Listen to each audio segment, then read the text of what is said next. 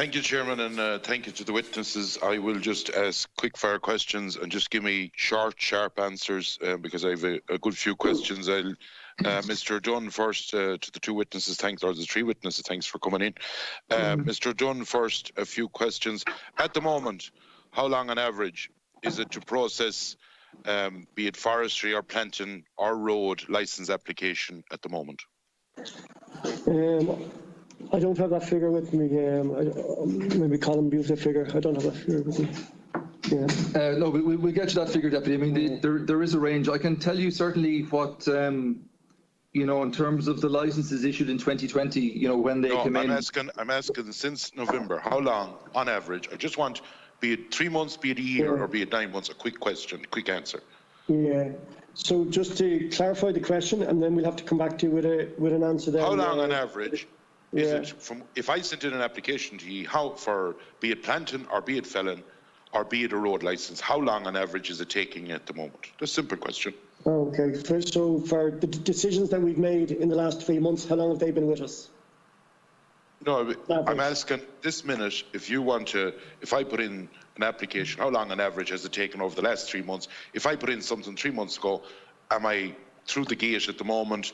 Forget about appeals. I'm not dealing with that. I'm just dealing with your department. How long has it taken to process an application? That's all. Simple question. Okay, we'll come. Right. Okay. Right. Second question to you, Seamus. Is a forestry inspector qualified to screen out an application inside, and I say inside, a 15-kilometre buffer zone of a designated area? Yes or no? Yes. Yes, they are. Yes, forestry inspectors routinely, that's part of their job. They do the initial screening. They sometimes get advice from our ecologists before concluding that, but we have an SOP that's in the public domain and tables around the SOP in the public domain that highlight exactly what our procedures. We issue this to the trade, the sector, the companies know our procedures in terms of screening. So the initial screening is done by the district inspectors. Lovely. That's grand. Right. Another question is, it was brought to my attention, and indeed the Commission's attention, that the Forestry Inspectors, Forest Inspectorate Branch, on the 24th of the 7th, 20, on the 9th of the 1st, 20, on the 17th of the 12th, 19, on the 17th of the 10th, 2019, sent a letter. Your name was actually on one of them I've seen anyhow. Seamus, are you aware of this letter, of the concerns they had that they weren't in a position to be doing this works? Yeah, I'm fully aware of the discussions that we had with Force around that time, around concerns. It's quite normal when you're in a... You received the letters, you're aware of that, yes? I'm fully aware of the letters. We had discussions with Forza at the time. Any issues they had were resolved at the time. That issue was closed, I think, in February 2020. I have a letter to that effect. Lovely, thank you. The fourth question I have for you, is the head ecologist in your department in charge of all environmental issues? Basically, have they the final word? They're not in charge of all environmental issues. There are water issues, landscape issues, lots of other environmental type issues. But on ecology matters, there's nowhere in the SOPs that where that would enable a forestry inspector to overrule an ecologist on ecology matters. Say that again. So within our standard operational procedures, there's no facility for a forestry inspector to overrule an ecologist on ecology matters. Okay. So they have the final say on ecology, but they haven't the final say on anything else. Is that it? Yeah, so just the way it works is the district inspector, if you like, is the licensing inspector for the area. So let's say Roscommon will have a licensing inspector, a district inspector. They hold the file. They will consult with the archaeologist if there's an archaeology monument, if there's a site of monument present. We have archaeologists in-house. They will get advice from the archaeologist. They'll get an archaeology report. And if the archaeology report says you must stay back 20 metres or 30 metres, they will incorporate. So the district inspector, if you like, is the licensing, or he's the person who, or she is the person who integrates the advice from whether it's the ecologist or the archaeologist. Okay. If there is a concern about the advice, certainly there may be some discussion between the forestry inspector and the ecologist if there's alternatives in terms of mitigation.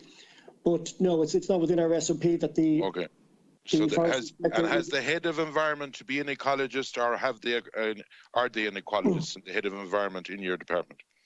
Yeah, so the head of, we have a head of environment and we have a head of ecology. The head of environment deals with a lot of policy matters, water framework directive, liaising with other outside institutes. They are a forestry inspector, trained forester, and our head of ecologist is a trained ecologist. Okay. You mentioned earlier on about a 60%, say, not planting. So for you to hit 8,000 hectares a year, I've done the figures up quick, we need to be hitting 14,000 hectares of applications. Do you realistically think that that's going to happen? So that was my point, Deputy. Realistically, we're not going to approve 14,000. We're not going to receive, first of all, 14,000 hectares worth of applications in a year, and we're not going to be in a position to approve that. So the onus is on us, the onus is on everybody to get that 60% figure up. In other words, that if 8,000 hectares is what needed for planted, well then that requires 9,000 hectares of approvals, for example, in a year. But I think the days of the speculative application are gone, given all of the difficulties that are involved in approving a licence. So we absolutely want to increase that 50% figure as high as we possibly can. I'm sure the companies do as well, because it's an investment on their part. So listen, everybody has skin in this game, and we all want to see the same outcome, I think. Right. I'll deal with you, Mr. Hayes, now. Thanks, Mr. Dunn, in the questions. Mr. Dunn stated there that he was aware of the Forestry letters, which was sent to the department, and indeed your HR department. You are Assistant Secretary, Mr. Hayes. You said at the last meeting that you were not aware of anything like that happening. No.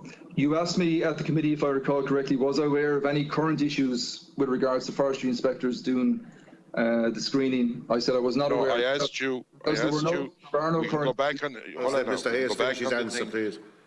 I asked a question. Were you aware that there was issues from forestry inspectors that they did not want to carry out the works, and that they had made you aware of that in your department? That was the exact words I used. You said no, you weren't aware of it. Do you now? Are you aware of what Mr. Dunn has said he was aware of? I am absolutely aware, and was absolutely aware all along, of the correspondence and the engagement between the department and Forza, of course. Be completely remiss of me if I wasn't. But certainly I interpreted your question the last day, and I answered it in this regard, to be, are there any current issues on this? And I answered no, because there were no current issues then, there are no current issues now, and the matter is resolved and was resolved back in February of last year, as far as we're concerned. So okay. There's no point of difference here in terms of Mr. Dunn's answer and mine. Right, okay. Last November, when you were in at the committee, you stated 1,900 applications, and you looked at me that day as if I hadn't done things added up right. In actual fact, I was short. There was 4,000 applications, 4,500. How could you come into a committee and be that amount short on the figures to an agricultural committee? Well, the question, and I reviewed the transcript of the discussion the last day, you asked the question, how many licenses are stuck in the system? Yeah. Stuck in the system to me is licenses that have been screened in and have to go onto an ecology work list, and on which a backlog has developed over the last 12 months. We're just twisting words here. If it's in your department, let Mr. Hayes finish his answer, and you can go back then. Yeah. At any one point, we always have about 4,000 to 5,000 licenses on hand. It's probably more now because of the backlog, of course. But there's no it's not an agri-environment scheme. There's no set deadline. Applications come in every day and licenses go out every day. So it's like the passport office or the driving license office. It's a continuous service. You had asked me the last day, as I said, how many are stuck, and I gave the figure of about 1,900, which was the figure and is the figure. When we presented our project plan to the sector last July, for example, it had the figure, I think, back then it was about 1,750, but it very clearly said this is the cohort of files which are on the ecology backlist. It does not include Quilcha. It does not include files which are not screened in for ecology. And you'll see that every month in terms of the licenses that are issued. So listen, if there was a miscommunication on my part, well, I'll hold my hands up, but there was certainly absolutely no misleading of the committee, and obviously we clarified that as quickly as we could afterwards. My interpretation would be that if I'm Joe Farmer or if I'm Quilcha, or regardless, or if I'm a multinational that sends in an application, from the day it goes into you to the day it's processed, be it an ecologist or whoever has to look at it, that it's in your system from beginning to end, until a decision is made one way or the other. Would you agree? I would agree, but you phrased the question, the last day is stuck in the system. If you go and look at licences, for example, that issued this morning, a forestation licence issued this morning, you will see some that came in 4 or 5 weeks ago.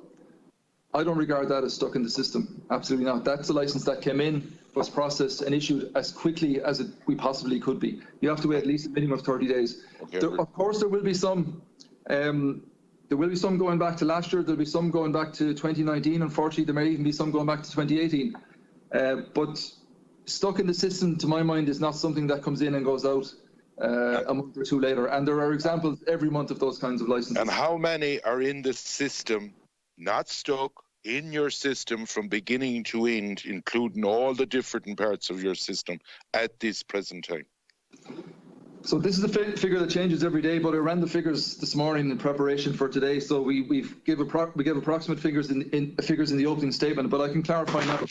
There are 4,436 licenses on hand in the department for processing, of which 2,705 are for felling, 691 are for roads, and 1,040 are for afforestation.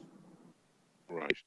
You talk about the GR 200 licenses list. I took you were in the 19th of November, so I took November and December. And November and December, 541 licenses were issued.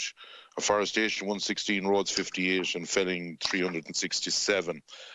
In the same period, 499 came into you from what I have checked up. That's a change of 42. But even if we go on the 200 that you have gained in your own interpretation from reading your submission, would I not be correct in saying, to get on top of this fiasco at the moment, we are looking at 6 years if you gain 200 in 3 months, and there's that amount of licenses in the system, as well as what's coming in, that it would be 6 years before we get on top of that. Would that be fair to say? No, because it's not as if the block of 4,000 licenses is the same block. It's a continuous changing block of new applications coming in and licenses going. We will never reach a point when we're at zero. That's impossible. That's like coming into work in the morning and saying that you have no work on your desk for the day. There's always work that's there that has to be worked through. So, I mean, if we ever reach a point when we're zero, I'll have a lot of forestry inspectors and ecologists with nothing to do, and it'll be a real crisis then, because that'll mean nothing is coming in by way of application. But as you said, listen, the figure was 4,700 back in October, I think it was. We've issued 1,200 licenses since then, just under 1,200 licenses. But obviously that has been replaced by probably 900 new applications. That's the way it works. That's the way it's going to continue on. I know how it works, but I am saying to you is, if there's 4,000, if you have gained 200 from the problem that we had, just say, what would you call a sort of a figure that is acceptable to the public in license applications to process them in 2 or 3 months? What figure would that be down to instead of 4,005 or 600? Well, that really comes down to the complexity of the individual application. But I mean, look at it this way: if I was an applicant in October, I would have seen that the department had 4,700 applications on its books. 1,200 of those applicants have got a license from us since then. So, you know, it depends. I mean, what way you look at the figures, but it's as I said, you know, with 300 licenses a month, that's not a figure that's to our satisfaction, and we have set ourselves a goal of 4,500 licenses this year. But it's a movable feast. So we do, and I mean, we are well aware that there are commitments in the Forestry Act, for example, for 4 months for a felling license. That's absolutely where we want to get to. We're not there yet. We're probably a long way away from it.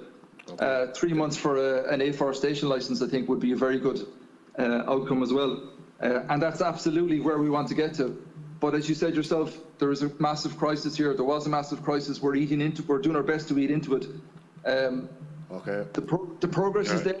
But the progress has to be Okay, improved. Deputy Fitzmaurice, I'm going to have to move on to other hopefully Yeah, but I'll let you have one more question, Deputy Fitzmaurice, and then I'll have to move on. There is licences issued out of that 169 in the last 2 months that are going back 3 or 4 years. I presume you accept that farmers, and I'm on myself, if I was waiting 2 or 3 years for a decision, I'd be moved on to something else. I presume you accept that. Were you instructed in the last year by a minister to deal, to basically prioritise Quilcha applications? No.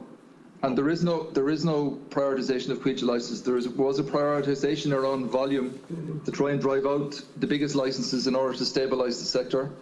A lot of jobs depended on us getting out a lot of volume. Number of licences does not equate to volume. Rightly or wrongly, that was the strategy we adopted in the various project plans. It's not a long-term sustainable strategy, that's for sure. But we're not leaving anybody behind.